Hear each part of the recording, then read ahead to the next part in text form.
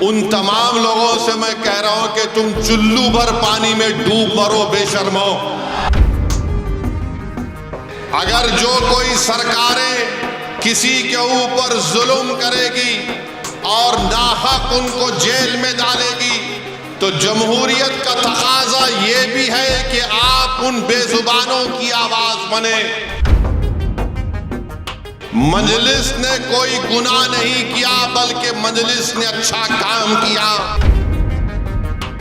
और अगर कोई मुझे पूछेगा क्या कह रहे हो तो क्या जॉर्ज फर्नांडिस के ऊपर बरोडा डायनेमाइट केस नहीं बुक हुआ था? बताओ कौन किससे मिला हुआ है, ये आपको 5 तारीख के दिन तय करना। मेरे अजीज दोस्तों और बुजुर्गों, मेरी इज़्ज़तदार और माँ और बहनों, बहुत से लोग इस बात का सवाल कर रहे हैं कि मजलिस ने 2 उम्मीदवार जो दिल्ली के असम्बली इंतखाबात में उतारे हैं वो जुडिशल कस्टडी में है, आखिर इनको क्यों उम्मीदवार बनाया गया? लोग बहुत से तबसरे भी कर रहे हैं, बाज़ तो मनगढ़ंत बातें करते हैं और जो इस तरह की बकवास करते हैं वो क़ानून को नहीं जानते और उनके दिलो दिमाग में एक नफ़रत भरी हुई है। भारत के क़ानून के लिहाज से शिफा और ताहिर साहब इलेक्शन लड़ सकते हैं, इसीलिए असदुद्दीन ओवैसी ने इन दोनों को मजलिस इत्तेहादुल मुस्लिमीन का उम्मीदवार बनाया है।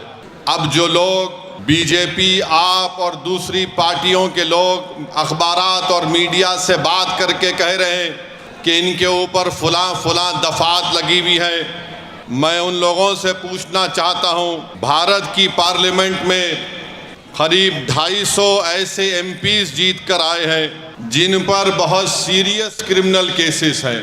250 में से 170 के ऊपर रेप का मुकदमा है, एमपी है, मर्डर का मुकदमा है, एमपी है, अटेम्प्ट टू मर्डर का मुकदमा है, एमपी है, किडनैपिंग का केस है, एमपी है, महिलाओं के खिलाफ केसेस हैं, एमपी है।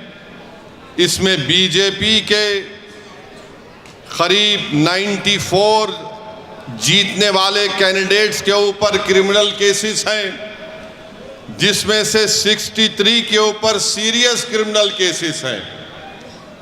तो ये लोग जो बकवास कर रहे हैं, कांग्रेस पार्टी के 32 एमपीज के ऊपर सीरियस क्रिमिनल केसेस हैं, समाजवादी के 17 के ऊपर सीरियस क्रिमिनल केसेस हैं, शिवसेना के करीब 4 एमपीज के ऊपर क्रिमिनल केसेस हैं।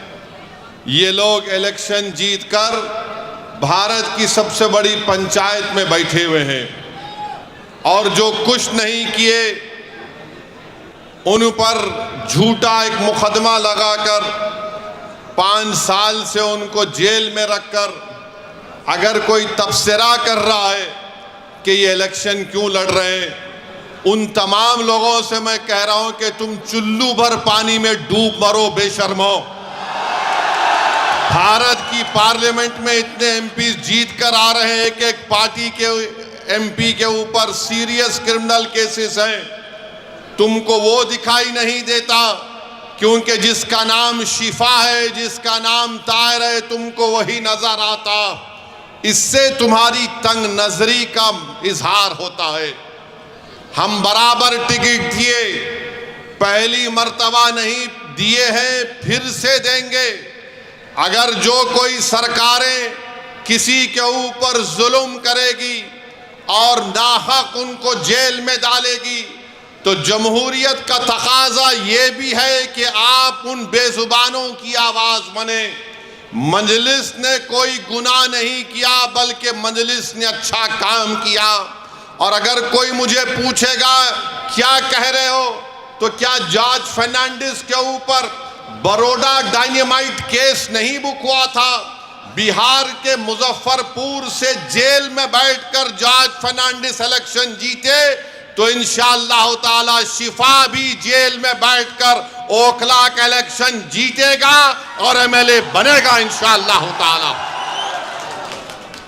अब आप बताइए कि जो 5 साल से जेल में है, ना कोर्ट में कार्रवाई चलती है, ना मुकदमा खत्म होता है, ना विटनेसेस का एग्जामिनेशन होता है, मगर प्रोसेस एक पनिशमेंट बना दिया गया।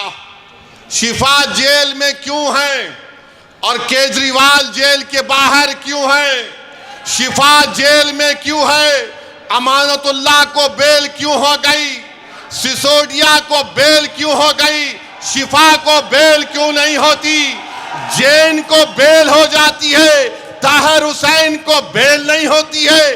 बताओ कौन किससे मिला हुआ है? ये आपको 5 तारीख के दिन तय करना।